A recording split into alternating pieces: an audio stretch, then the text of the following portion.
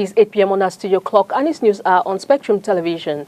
Top on the news tonight, May 20, 2022.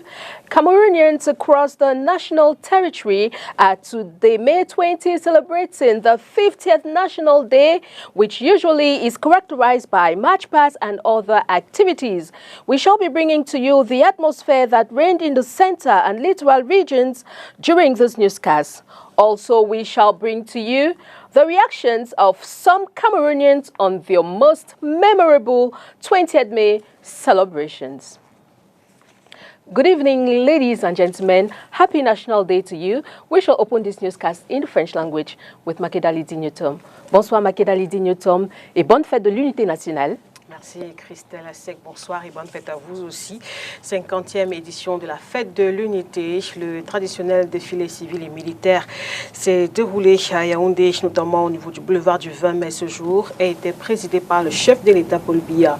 Ici à Douala, la vallée de la BCK a également renoué avec la parade après 2 ans d'absence due à la pandémie du coronavirus. Forces de défense et de sécurité, élèves et autres partis politiques ont répondu présents à l'événement. Compte rendu, Orient Donkeng et Nono Foutu. La reconnaissance de la patrie à ses valeureux serviteurs, un des moments marquants de cette célébration de la 50e édition de la fête de l'unité ici à Douala. Ils sont plusieurs dizaines à avoir reçu une distinction ce 20 mai 2022, avec en tête le préfet du département du Vouri, Benjamin Boutou, et plus loin, le délégué régional du ministère de la Jeunesse et de l'Éducation civique du littoral, Jacques Terrestre-Nan. Le pavé de la place de la BCK a renoué avec la parade de la fête de l'unité. Nous avons vécu en direct cette symbiose qui rime avec le thème de cette année, force de défense et de sécurité au service du peuple, ensemble pour la préservation de la paix. Et nous avons vécu cela depuis plus d'une semaine. Le ministre de la Jeunesse a pu lancer cette activité au niveau de Manjo sur haute instruction du chef de l'État et tout s'est bien passé depuis cette date jusqu'à ce jour. En effet, Manjo, dans le département du Mungo, est une ville cosmopolite où anglophones et francophones se côtoient au quotidien. La météo clémente ici à Douala, c'est une fine pluie qui a arrosé la ville, comme qui dirait un signe du ciel. Vous voyez que même le ciel a été clément. Nous n'avons pas été brouillés et tout simplement pour dire que l'Éternel est sur le contrôle, n'est-ce pas, de notre région et tout se passe à merveille.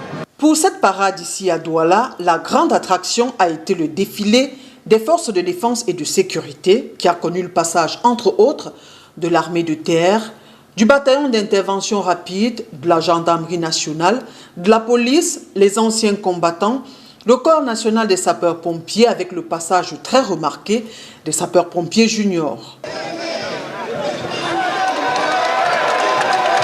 Ont suivi lycées et collèges et les centres de formation professionnelle. RDPC, ANDP, PCRN et même SDF sont quelques-unes des formations politiques présentes ici à la BCK et celles-ci ont fermé le bal de la parade. Les Camerounais doivent se parler entre eux pour se réconcilier, trouver, comme on dit au quartier, un terrain d'entente.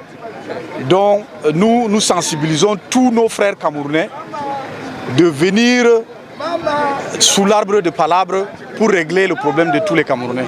Ce défilé marquant le cinquantenaire de l'État unitaire s'est déroulé sous le regard des populations, sorties nombreuses revivre ces moments absents 2 années d'affilée dues à la pandémie du coronavirus.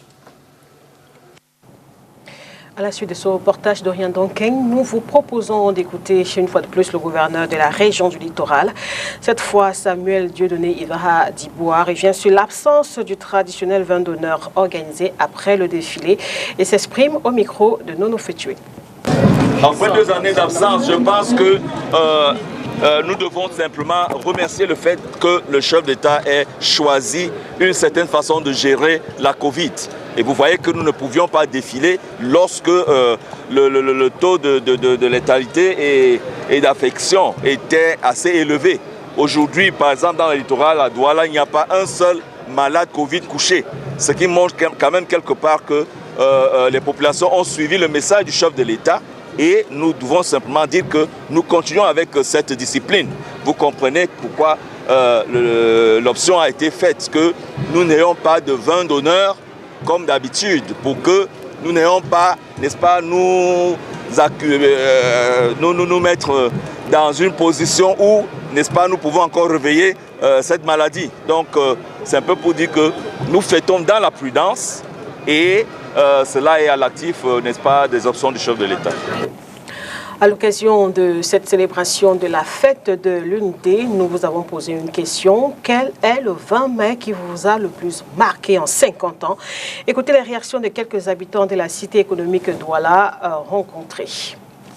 Là, c'est une question un peu embarrassante pour moi puisque je ne sais pas, il y a un 20 mai où le seul 20 mai qui m'a vraiment marqué, je ne sais plus l'année, mais il y a un 20 mai où le véhicule du président avait eu un petit souci.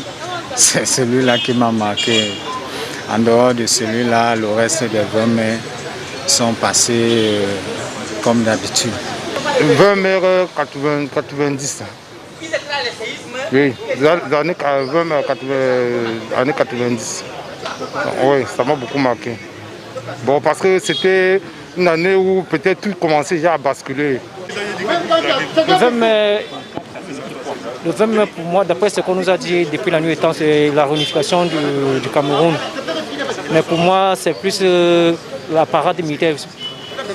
Donc c'est un événement qui marque le plus le défilé militaire. En tout cas, moi, il n'y a aucun 20 mai qui m'a marqué. Parce que tous les 20 mai ont toujours été pareils. Même chose à la télévision. Et c'est tout, Yaoundé qui est toujours en tête, tout ça. Bon, moi, ça ne m'a jamais marqué. Le 20 mai qui m'a le plus marqué dans ma vie, c'était un 20 mai de 2018. 2018. Parce que vraiment, ce 2018, toutes les populations étaient gaies. On avait vraiment vu tout le monde sortir. Et que ça prouvait vraiment un 20 mai de réunification par rapport à celle d'aujourd'hui, qui n'y en a même plus. And still in line with this National Day, Catherine Cornet takes us down memory lane and gives us the history of this day. In 1884, Cameroon became a German colony known as Cameroon after Germany's defeat in the First World War. The administration of the colony was divided between Britain and France, becoming a UN trust territory after the end of the Second World War and the creation of the United Nations. The UN trust territory known as French Cameroon achieved independence from France on January 1st, 1960, and British Southern Cameroon became a federated state within Cameroon on October 1st, 1961. On May 20th, 1972, in a national referendum, Cameroonians massively voted for a unitary state as opposed to the existing federal state. After the referendum, the then President Amadou Ahidjo abolished the federal system of government in favor of the United Republic of Cameroon. The flag was then changed from 3 bands of green, red, yellow with 3 golden-colored stars on the green to 3 vertical bands with green, red, yellow and a yellow star on the red. Even though the National Day is considered a public holiday in Cameroon, the day is enriched with colorful and high-profile events. Socio-cultural activities, unity work among others are being carried out. On the D-Day, a cross-section of Cameroonians turn out at the grandstand to express their joy and attachment to their fatherland by singing, taking part in march pasts in the different parts of the country. The major climax of the event is the uniform dressing, march past by the Cameroonian military that shows of living together, a unity and national cohesion. As the nation celebrates 50 years as a unitary state, Josephine Binti analyzes the political work of the country so far. Cameroon is today May 20th, celebrating its 50th anniversary as a unitary state. The National Day is observed as a holiday to express joy, life, and attachment of citizens to a united Cameroon. On the 20th of May 1972, in a referendum, Cameroonians massively voted in favor of a unitary state as opposed to the existing federal system of government. Over 3 million Cameroonians voted for a unitary state, while an insignificant 176 others voted against the federation. After the referendum, the new constitution created a united Republic of Cameroon by dissolving the former West and East Cameroons. The political path Cameroon walked 10 years from being a unitary state was a tight one, as Amadou Ahidjo resigned as head of state and as provided by constitution, then Prime Minister Paul Biya succeeded to the helm of Cameroon. This was a sharp contrast to former President Amadou Ahidjo, who ruled in a one system of single party. Multipartism in Cameroon was birthed through tough circumstances as the opposition mounted pressure on government by organizing a countrywide civil disobedience campaign and ghost town operations, which were marked by acts of violence and vandalism. In order to avoid a spiral and stand firm, President Paul Biya convened a tripartite conference with the ruling government, political parties, and neutral personalities, as a ruse was successful in the end, as a Yaoundé Declaration was signed, thereby legalizing multipartism and democracy. However, the peace of the state has been jeopardized in the last 5 years as the Anglophone Cameroonians expressed their frustrations when a series of sectoral grievances morphed into political grievances, leading to strikes and riots. The process leading to the reunification of the two Cameroons is at the heart of the Anglophone problem. 11th of October 2016 in Bamenda, lawyers from the Northwest and Southwest went on strike. They demanded a translation to English of the Code of the Organization for the Harmonization of Business Law of Africa, the OHADA Law, and other legal texts. On the 8th of November 2016, lawyers mobilized hundreds of people to march, reiterating their points. The crisis continued to escalate as violence, killings, ghost towns have continued to be the order of the day in the two English-speaking regions. Cameroon's political era has been characterized with violence as President Paul Biya on the 10th of September convened a national dialogue to address issues to the current socio-political upheavals. The national dialogue was convened with several clauses attempting an answer to the Anglophone problem. Though Cameroon's peace has been jeopardized in the past 3 years, it is worthy of note that all threats of succession have been ignored, as 20th May 2022 marks another chapter for the Republic of Cameroon.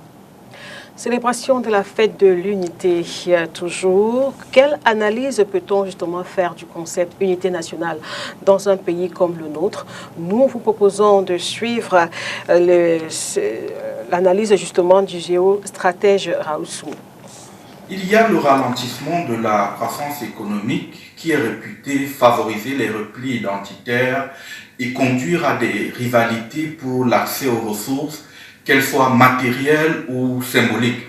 Dans un tel contexte, les solidarités locales tendent à prévaloir sur les solidarités nationales. Il y a également la manipulation des appartenances primaires par des acteurs politiques à des fins électoralistes. Une historicisation de ce type de menace à l'unité nationale permet de percevoir la concomitance entre les moments clés de la compétition politique et les pics dans la dérive tribale dans notre pays. La dérive actuelle pourrait justement avoir un lien entre les mécanismes de dévolution du pouvoir à l'échelle locale surtout, ou des blocages multiformes des mécanismes de la représentation politique alimentent la haine et le tribalisme. Plusieurs facteurs ont alimenté ces menaces, mais je voudrais n'en retenir qu'un seul, parce qu'il est structurant. C'est ce que je pourrais appeler notre adieu à l'histoire, et qui se manifeste justement par la place congrue que nous accordons ces dernières années à cette discipline dans les manuels et dans les programmes scolaires. Fatalement et progressivement, les Camerounais perdent de la conscience historique et l'unité organique passé, présent, futur se fissure de jour en jour. La crise actuelle du vivre ensemble vient de ce que nous avons abandonné l'écriture du roman inachevé par les pères fondateurs de la nation camerounaise. Dans le reste de l'actualité, nous nous intéressons cette fois à ce plaidoyer en faveur des personnes vivant avec un handicap au Cameroun. C'est ce que prévoient les textes internationaux et nationaux. Voici les précisions de François Kempfak au micro d'Olivier Bouzike à Yaoundé. L'Assemblée générale des Nations unies a procédé à l'adoption d'un texte universel qui figure parmi les nobles textes des droits de l'homme des Nations unies intitulé « Convention des Nations unies relative aux droits des personnes handicapées ». Le Cameroun, par l'entremise du président de la République qui l'a ratifié en décembre 2021, est entré, s'est aligné dans cette mouvance mondiale qui veut que les personnes handicapées, qui représentent la minorité mondiale la plus reconnue, participent de façon pleine à la vie en société.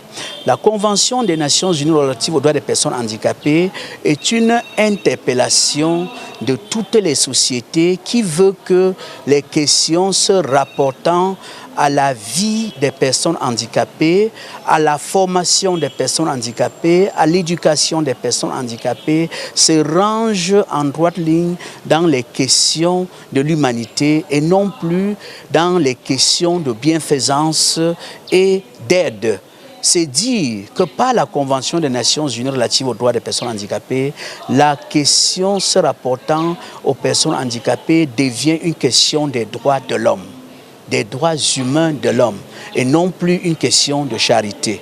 Le Cameroun, pour sa part, vient de ratifier en décembre dernier cette convention et les personnes handicapées ce jour réunies à Yaoundé par leurs représentants ont organisé cette conférence non seulement pour s'affirmer existante dans la République, mais pour mesurer les retombées de cette ratification.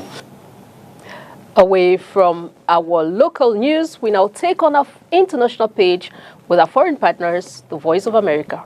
In 2019, Francis Kéré met with VOA at Coachella Valley Music and Arts Festival, where he showed his Sarbaleke, a house of celebration. The structure of 12 colorful steel and wood towers was inspired by baobab tree and its place in West African culture as a community gathering point and source of food and medicine. Outside colorful, but inside introvert, you know, and it's like warm and just resourcing you, giving you energy again, the energy you needed to go and celebrate. When talking today about the path that brought him to architecture's highest honor, Kéré reflected on his early inspirations for design as a primary school student in Burkina Faso, when he was sitting in a dark classroom with plenty of sunlight outside. I wanted to make things one day better, creating housing that are really good, provide comfort, and so in terms of substance, you know, having a longevity, you know, this is what I wanted to do, but also to create something that is inspiring. Yes, this is what I wanted to do when I became adult. And here we are, I'm an architect, you know. After training in Germany, Kéré made the Gando Village School his first project. In the more than 20 years since, his schools, health facilities, professional housing, civic buildings, and public spaces have what the prize jury calls presence without pretense and an impact shaped by grace. Pritzker Prize Executive Director Manuela Lucadazio. We live in times of incredible shape-shifting from all points of view. So how architecture can still work not just to produce buildings, but to help and to support this kind of situation. What is the role of the architect? And the role of the architect, in a way, is to provide services to humanity. This is what Francis Kéré embodies so perfectly.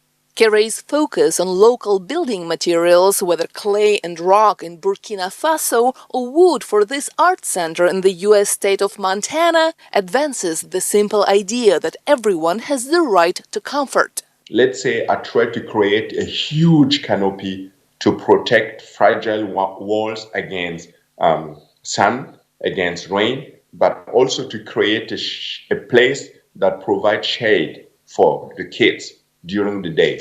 And this is very simple, in the same time adding ventilation element, just opening and ideas to really create a sort of passive cooling system within the buildings. Kere says the Pritzker Prize feels like confirmation that he's been doing the right thing in trying to create comfortable spaces for people who can't afford luxury without using a lot of energy. Genia Dulo for VOA News, Los Angeles.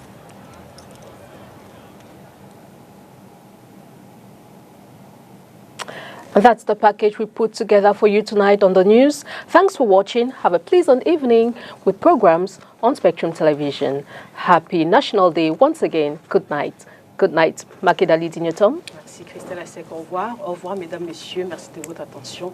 Excellente suite des programmes sur Spectrum Télévision.